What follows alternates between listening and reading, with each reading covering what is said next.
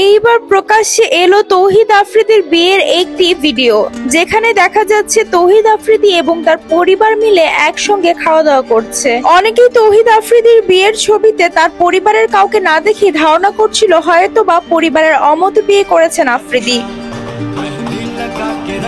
তবে এইবার দেখা গেল কনে রাইসার বাসাতেই বিয়ের আনুষ্ঠানিকতা সম্পন্ন হয়েছে, যেখানে উপস্থিত ছিলেন আফ্রিদির পরিবারের সব সদস্যরা, এমনকি আফ্রিদির মা, বোন ও দুলাভাইকেও ভিডিওতে দেখা গিয়েছে।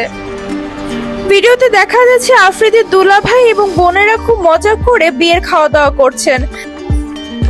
জানা গিয়েছে আফ্রিদির পরিবার মিলে রিসার বাসাতেই তাদের এই আখতের প্রোগ্রামটি সম্পন্ন করেন, যেখানে খুব কম মানুষই উপস্থিত ছিলেন।